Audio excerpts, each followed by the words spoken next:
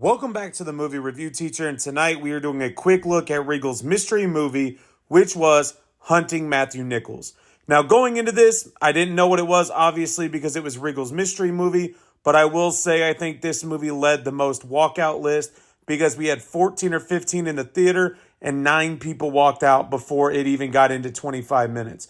Now, the whole story is based on a girl named Tara that is investigating her brother's disappearance along with his friend, and so she returns home and begins searching for clues of what's going to happen. But as you watch this movie, it is built as a horror movie, but you don't really have anything until the last 7 minutes of this film.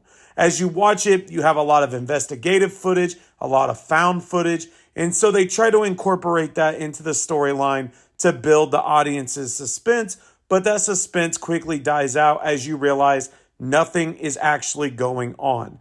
But as the movie begins to reach its peak and you start to figure out what Tara's going to do, you realize exactly what is going to happen. Now, through this lost footage, they find out a cabin, which I don't understand why horror movies are obsessed with cabins, but then she is destined to go find a way to figure out what happened with her brother. And so as you watch this movie, you look at the found footage, you look at Tara the person, this movie is just bad. Now, when it comes to a mystery movie, you never know what you're going to get. Luckily, I have the unlimited plan, so I don't have to pay. But for $5 to have 9 people walk out and go find other movies, that tells you a lot about how bad this movie was.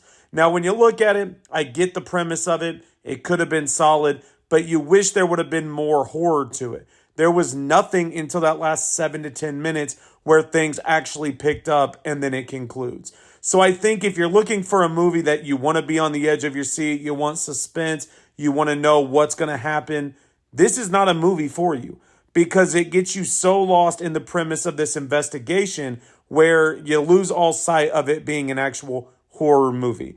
And so for me, this movie is not very good. I think it releases this week or next. It will not do very well, but I do typically like indie movies, but this is not one. Stay tuned for a full review tomorrow.